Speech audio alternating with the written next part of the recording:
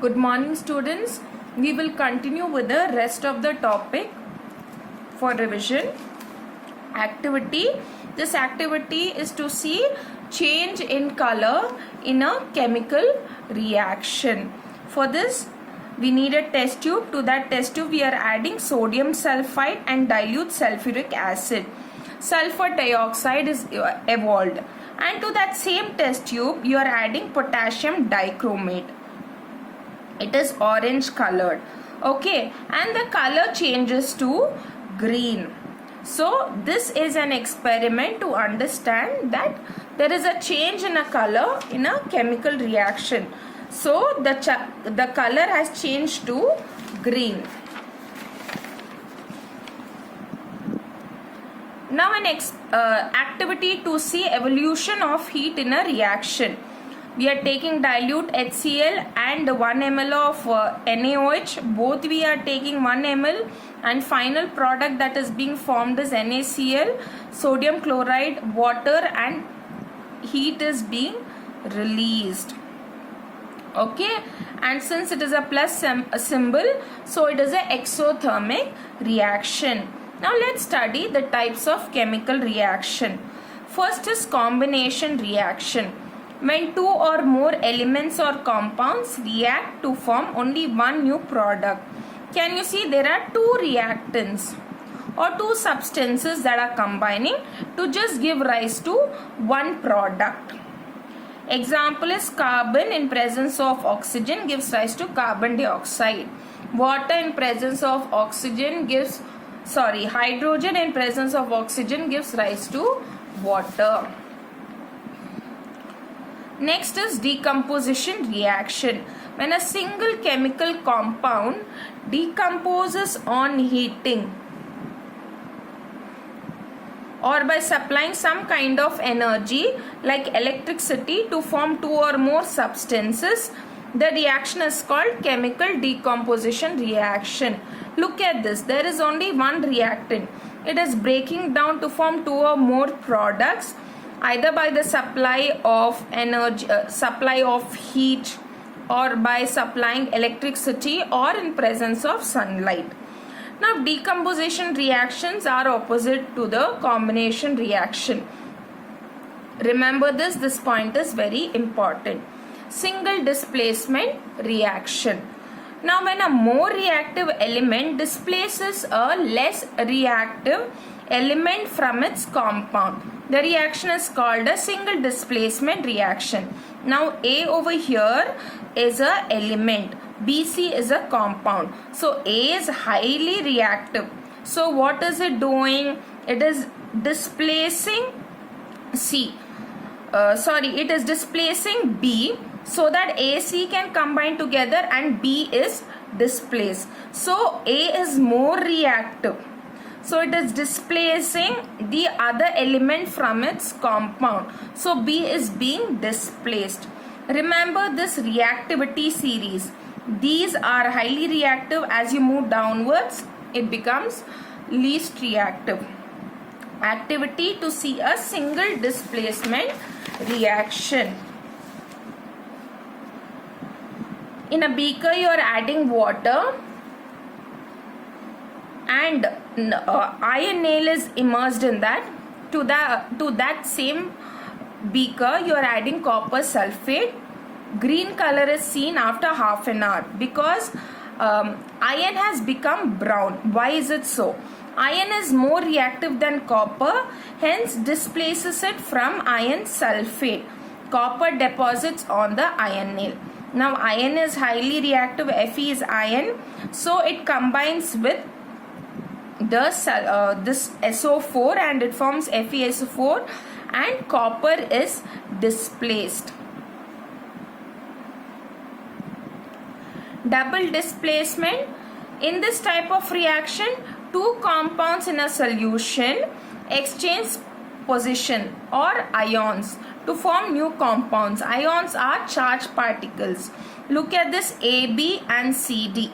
A will combine with D and B will combine with C. So they are mutually exchanging their positions or ions. Oxidation and reduction reaction. The addition of oxygen or removal of hydrogen from an element or compound is a chemical reaction. This is known as oxidation. Here can you see there is addition of oxygen. So this is known as oxidation. In this reaction, we see there is removal of hydrogen. Hydrogen is being removed. So this is also oxidation.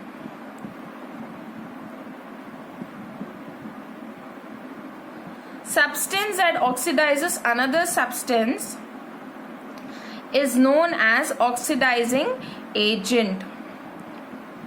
Oxygen and Cl2 are oxidizing agent. So here in the two reactions we saw that oxygen and chlorine were acting as an oxidizing agent. That means they were oxidizing other substance. That means they were either adding oxygen or removing hydrogen. Reduction. The addition of hydrogen to or removal of oxygen from an element or compound in a chemical reaction is called reduction. Now reduction is opposite of oxidation. Here there is removal of oxygen. Here there is addition of hydrogen. A substance that reduces another substance is called as reducing agent. That means it is helping in reducing. When I say reducing, either removal of oxygen or there is addition of hydrogen. In above examples, carbon and hydrogen sulfide are reducing agents. Separation of substances from their solution. Salt from seawater. From the mountains, rivers originate, and on this way they dissolve salts and minerals present in rocks. Finally, they discharge their water into the sea. And seawater contains salts and minerals, and water evaporates due to heat from the sun, leaving behind the salt. The evaporated water condenses to form clouds, rains, brings water back to the sea. This is known as water cycle. Now concentration of salt increases gradually, and when concentration of salt in water reaches 35 gram per liter, no more salt gets dissolved. This is called saturation. Very important. What is saturation? When the concentration of salt goes on increasing in water, finally no more salt can be dissolved. That condition is known as saturation. And salts can be obtained from seawater by method of desalination. Remember, this process is also important. Removal of excess salts and other minerals from water is called desalination. And in coastal regions of India, especially Gujarat, some parts of Tamil Nadu, seawater is collected in shallow pits called lagoons.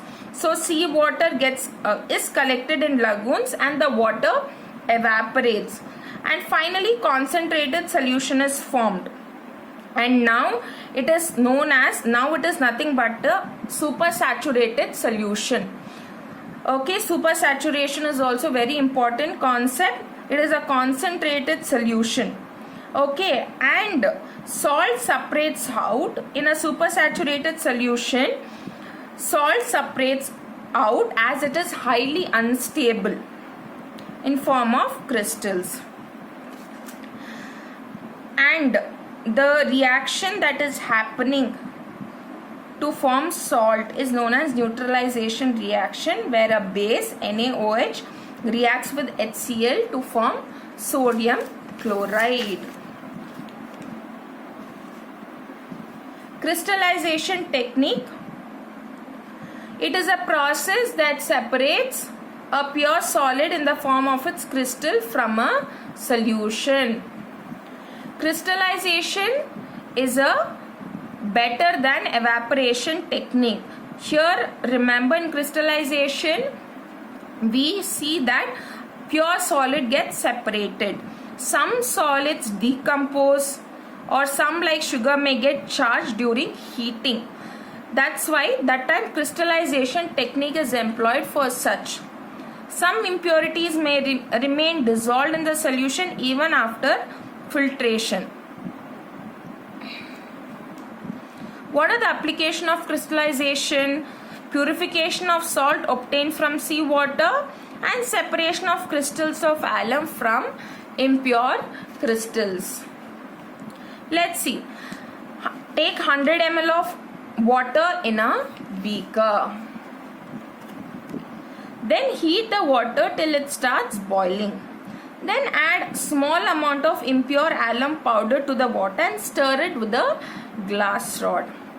Add more alum powder and continue doing so till alum stop dissolving in water. Now what do we obtain? We go on adding alum till the alum stops dissolving. Now we have obtained a saturated solution here. Next, filter the solution using a filter paper. Now suspend small crystals of pure alum tied with the thread into the solution. Now this is a beaker and you are suspending the alum, pure crystal alum, by using a thread. Now allow it to cool for 24 hours. What do you see? Crystallization will take place. So crystals of alum get collected around this pure alum that is tied to the thread. And with this we are done with the revision of this chapter. This chapter is very important. Please go through it.